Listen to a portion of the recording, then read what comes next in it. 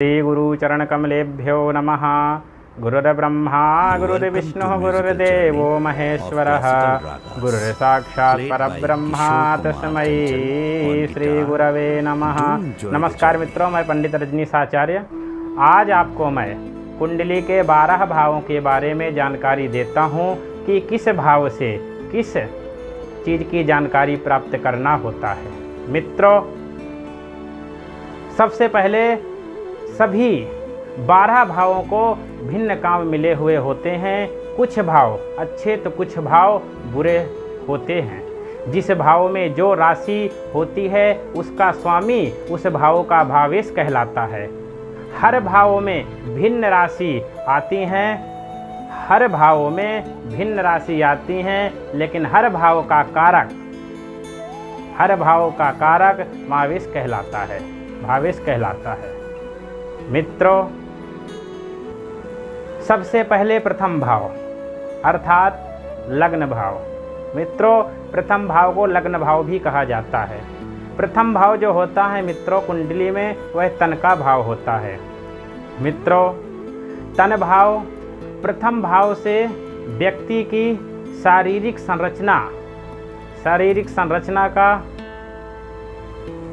संरचना का विचार किया जाता है। पूरे शरीर की बनावट इस भाव से ही देखी जाती है। अर्थात मित्रों, द्वितीय भाव आता है। द्वितीय भाव धन का कहलाया जाता है। धन अर्थात तन, दूसरा भाव धन। तन धन, प्रथम भाव तन और दूसरा भाव धन। मित्रों, दूसरा भाव धन का है तो धन में क्या देखा जाता है? दूसरे भाव में धन भाव से व्यक्ति की वाणी, कुटुंब, धन आदि का विचार किया जाता है।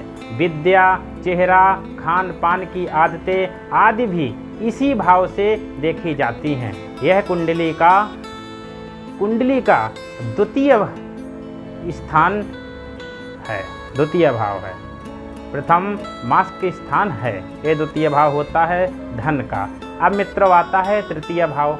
तृतीय भाव में मित्रों सहज भाव से छोटे धैर्य, पराक्रम, व्यक्ति की पुरुषार्थ,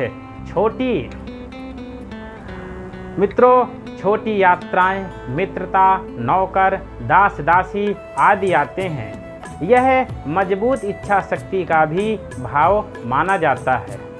मित्रों, अब आता है हमारा चतुर्थ भाव। मित्रों, चतुर्थ भाव में हमें क्या देखना है? कुंडली में चतुर्थ भाव संतान भाव कहा जाता है। पुत्र भाव अर्थात संतान भाव। अब संतान भाव में क्या है मित्रों?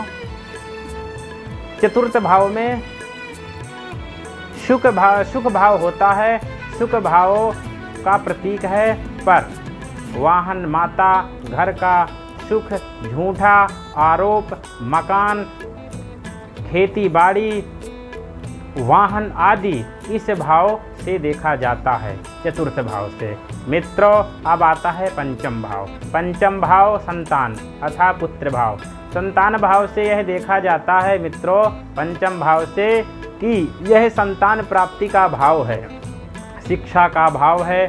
शिक्षा का रूप कैसा होगा, इस भाव से पता चलेगा कि आपके जीवन में कितनी शिक्षा आपको प्राप्त होगी। मित्रों, अब आ गए हमारा षष्ठम भाव। षष्ठम भाव हमारा आ गया। अब हम देखते हैं कुंडली में षष्ठम भाव के बारे में क्या जानकारी प्राप्त करते हैं। षष्ठम भाव में मित्रों हरि भाव अर्थात शत्रु भाव। षष्ठम जो भाव है वह शत्रु भाव कहा गया है। शत्रु भाव अर्थात दुश्मन। तो शत्रु भाव से प्रत्यक्ष और अप्रत्यक्ष हर प्रकार के शत्रुओं का विचार किया जाता है षष्ठम भाव से। मित्रों, अब आता है हमारा सप्तम भाव। सप्तम भाव मित्रों, सप्तम भाव एक तरह से पारिवारिक भाव होता है। सप्तम भाव द्वारा यह कलत्र भाव से जीवन साथी का विचार करते हैं कि जीवन साथी कैसे मिलेगा, प्रेम संबंध का होगा या नहीं होगा, मित्र साथ देगा या नहीं देगा, यह सप्तम भाव से देखा जाता है। यह जीवन साथी का विचार करते हैं, उसका रंग रूप, शिक्षा, व्यवहार, दाम्पत्य जीवन सभी का विचार इस भाव से किया जाता है मित्रों, सप्तम भाव से। अब आता है हमारा अष्टम भाव। मित्रों, कुंडली में अष्टम भाव, इस भाव से पैतृक संपत्ति, विरासत, अचानक आर्थिक लाभ, वसीयत आदि अष्टम भाव से सकारात्मक पक्ष हैं। स्वास्थ्य संबंधित कारक अष्टम भाव का नकारात्मक पक्ष है। मित्रों, अब आता है हमारा नवम भाव। मित्रों, नवम भाव से हमें क्या जानकारी प्राप्त होती है? भाग्य भाव कहलाता है यह नवम भाव। भाग्य भाव नवम भाव से आचार्य, गुरुजन, पिता और अपने से बड़े सम्मानित लोगों का विचार किया जाता है। यह भाव भाग्य भाव भी कहलाता है। मित्रों, दशम भाव। अब दशम भाव में, दशम भाव कर्म का भाव माना जाता है। यह कर्म स्थान, अर्थात मित्रों दशम भाव कर्म स्थान, यह कर्म का क्षेत्र कहा गया है। रोजगार के लिए जो कर्म करते हैं वो दशम भाव से देखे जाते हैं। मित्रों, अब आ गया एकादश भाव, अर्थात 11वां भाव। मित्रों, 11वां भाव में हमें क्या प्राप्त होता है, क्या जानकारी मिलती है जातक के कुंडली में? मित्रों, 11वें भाव आय या लाभ भाव से आय, लाभ, पद प्राप्ति, प्रशंसा, बड़े भाई बहन, पुत्र वधू, बाधा, कान और बाँह देखते हैं। व्यापार से लाभ, हानि और सभी प्रकार के लाभ इस भाव से देखे जाते हैं, एकादश भाव से।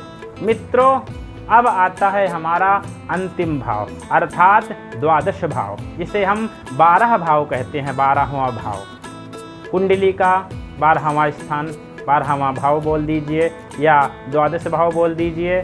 मित्रों, द्वादश भाव में व्यय का स्थान होता है, व्यय। अब हम क्या देखते हैं द्वादश भावों पर? द्वादश भाव से व्यय भाव जिंदगी का अंतिम पड़ाव, हर तरह के व्यय, हानि, बर्बादी, जेल, अस्पताल, षड्यंत्र आदि इस भाव से देखे जाते हैं। जो लोग अध्यात्म से जुड़े हैं मित्रों, उनकी कुंडली में द्वादश भावों का बहुत बड़ा महत्व होता है। मित्रों, जिस जातक की कुंडली में